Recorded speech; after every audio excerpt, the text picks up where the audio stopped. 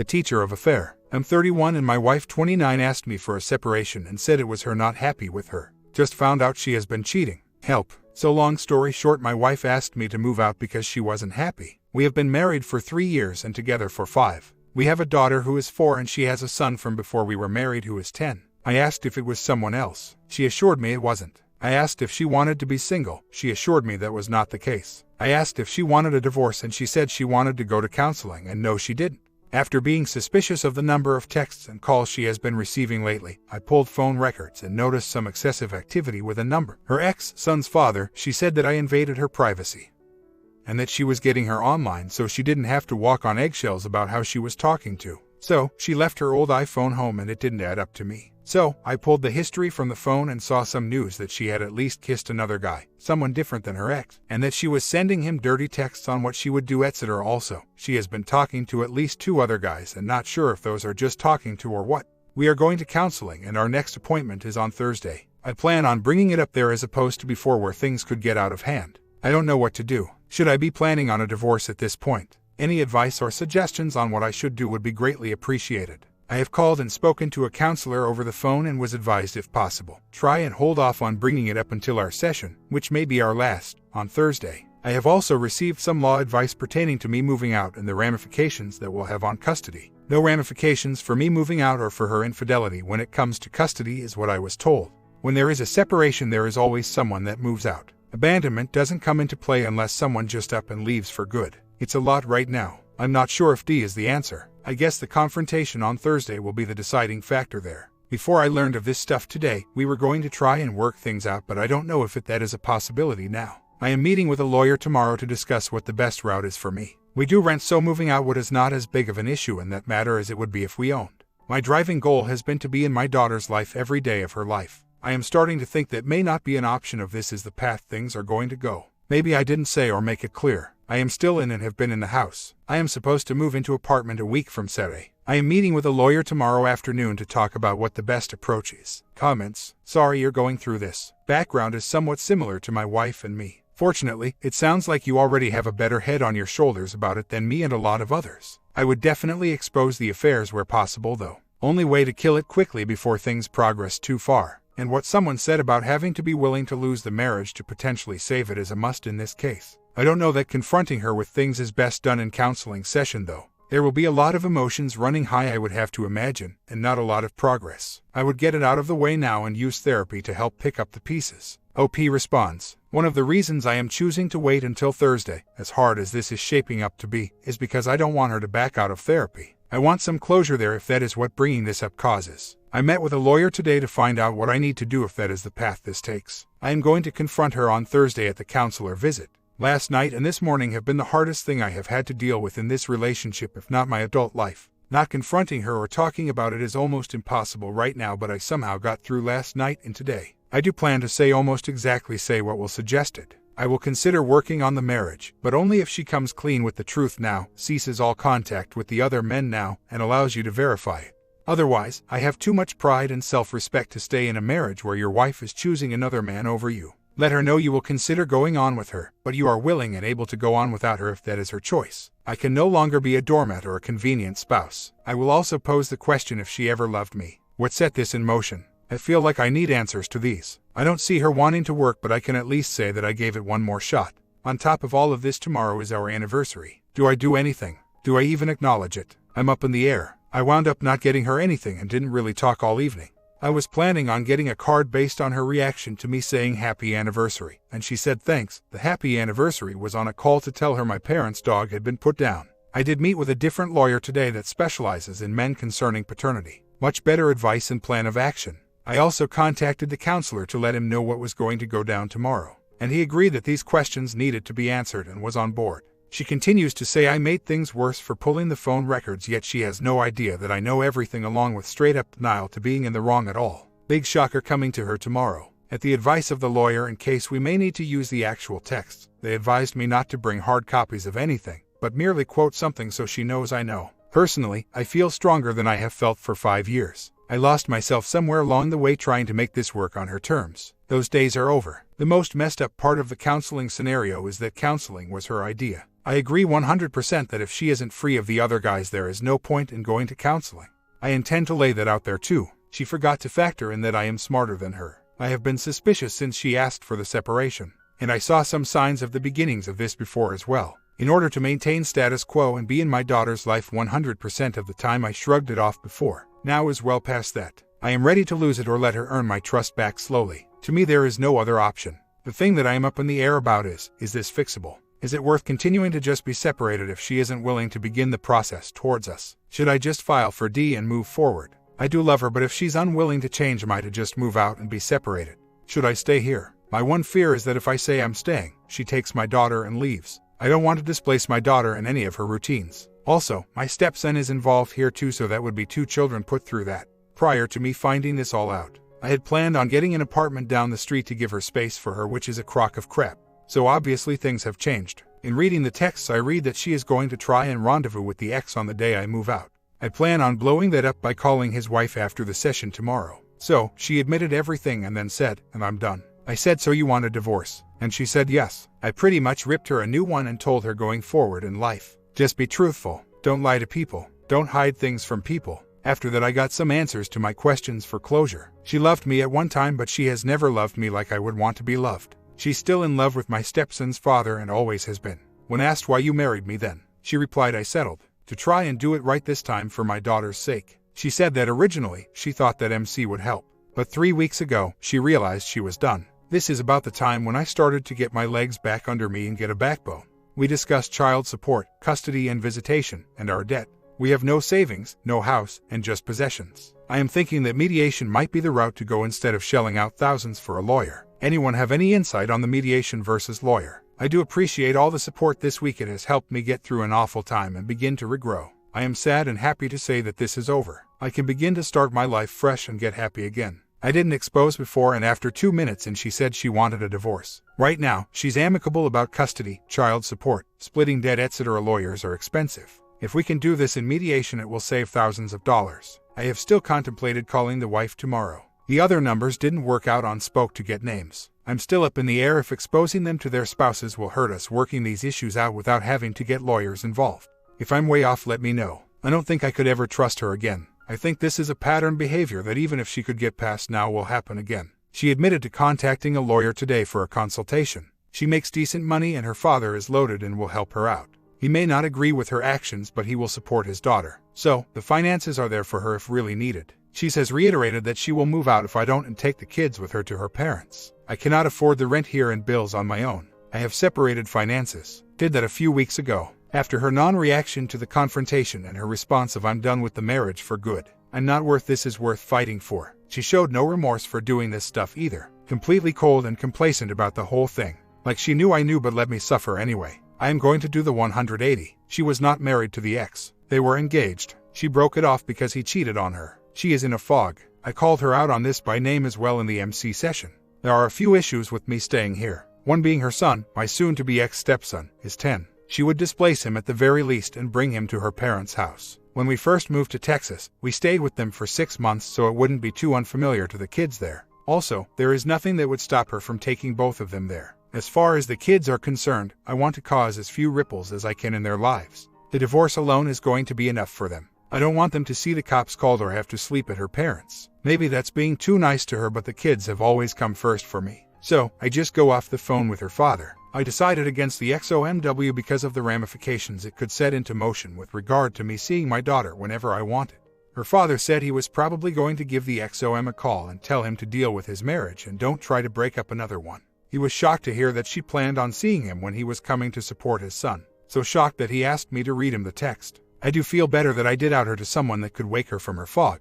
At the end of the day, I do still love her, whether that's because she's the mother of my daughter or what, and I was willing to try and forgive and move forward for the sake of the family. If this came up later and I was ready to head down that road, I am not ruling it out. I am also ready to say goodbye and move forward individually, and as of now that's the path we are on now. I asked her timeline for this process and she said she hadn't thought about it, which further shows me she is looking at the next 10 minutes rather than the next 10 years. Half a year later, I never thought I would be filing for divorce, but here I am. My wife, who I thought was the love of my life, cheated on me. I was devastated, but I knew that I couldn't stay in a marriage where trust had been broken. The divorce process was long and grueling, but finally it was over. I was left with a sense of relief and a sense of closure. I realized that my wife was not the person I thought she was, and I was better off without her. I took some time to focus on myself, and I started to rebuild my life. I got a new job, made new friends, and traveled to places I had always wanted to go. I even started dating again and met someone who was truly amazing. Looking back, I know that the divorce was the best thing for me. I am happy, fulfilled, and I know that I deserve to be with someone who truly loves and respects me. I am grateful for the lessons I learned and the person I have become because of this experience. As the days passed, I couldn't help but feel a mix of emotions. I was hurt, betrayed, and angry. My wife had been cheating on me, and it seemed like she had been doing it for a while.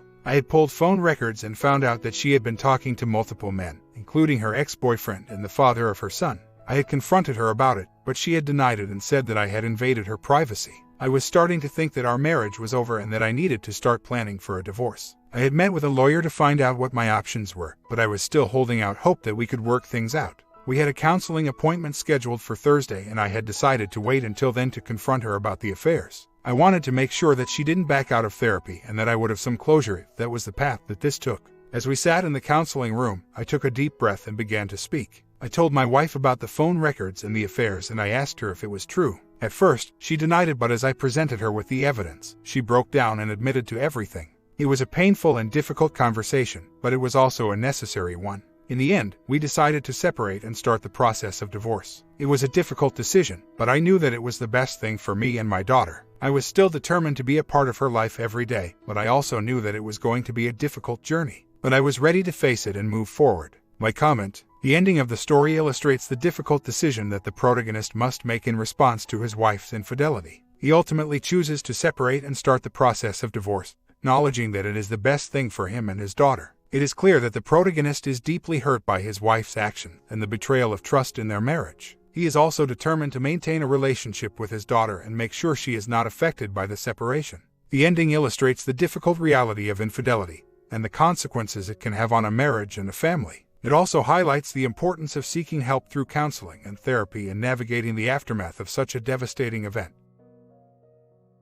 Story 2. Who forgets the light on Sunday? I guess what I need is some honest and anonymous advice. Sorry as this is a bit of a ramble, it's just that I need to get it out. Just when I thought that all men were the same, and not in good ways, I met a guy I'll call Chris. Chris is just so much fun to be with. He's intelligent, has his act together, is handsome, has a real future, and is just an honest-to-goodness good human being. We've been dating for almost a year, and it's really been the best year of my life. I'm old enough and hopefully wise enough to know that nobody is perfect. I'm for sure not. Anyway, Chris really doesn't have any bad traits, but he is a bit on the shy side and is kind of introspective. He's told me pretty much everything about him, which is something that was just not easy for him to do. We've shared with each other our hopes, experiences, and dreams for the future. Before I met Chris, I went through a phase when I didn't think or act as I should have. I was a bit casual about relationships and thought I was having a good time. When I started dating Chris, everything was just so different and good in every way. We've had the past loves and not quite loves conversation. I didn't lie, but seeing that Chris was sensitive in this area, I glossed over some stuff. This week he was with a lot of people somewhere and he ran into a bunch of guys he hadn't seen in a while. He told me about it, no big deal. I guess they all relived past war stories and whatever. A couple are married, some are dating. When pics came out, Chris said he proudly showed mine. All good, again no big deal. Well, yesterday, when we got together, he was not himself. I kept asking if he was okay and he kept saying yes. Anyway, at some point he threw out a name and asked if I know that guy. It was a guy I was seeing when I met Chris. Not a good person at all, but I guess I didn't see that then. That guy was part of the group where Chris was earlier this week, so I guess when he saw my photo, he recognized me. I guess since then he's been bragging and mouthing off to whoever will listen that he knew me and that he had done such and crap like that. Somehow it got back to Chris. When I said he was a guy I met a long time ago and didn't care for, Chris blurted out and asked if I had slept with that so-and-so. I was sort of in the headlights and asked him why he would ask me something like that. He then asked me if I had done such and such with that jerk. I think I just said, "This is crazy, where are you getting this?" Anyway, we got silent and it was uncomfortable and he left and went back to the office. We're going to get together tonight and I know this is going to hang there. Should I bring it up? What if he brings it up? What do I say and how should I say it? Fact is, I was with that guy and we did kind of do a lot of stuff. I hate this. I just so hate this. Comments. I get that Chris was embarrassed and caught off guard when some random dude told him he had slept with you, his girlfriend. But Chris also knew he wasn't the first in your life. I say, don't fall for any bait he throws at you about this. You can tell him that it was a long time ago, realize the random dude was just a fling, and now you both have moved on. If this is really the hill your relationship dies on, then he just isn't the right one for you. Well, somebody has to bring it up. Might as well be you. If there's one thing I learned in my life and confirmed on these forums, rug sweeping is never a viable option. OP responds, I can't believe people here are telling me to leave Chris. I don't want to leave Chris. He has treated me better than any other guy I've ever known. Why would I do that? I love him and he loves me. Also, the jerk guy did not tell Chris. He probably mouthed off to people and it got back to Chris. I am feeling just so incredibly lousy today. Chris didn't come over last night, but he did call and we had a pretty long talk. Not really sure how it went, but I'm pretty sure I have him right.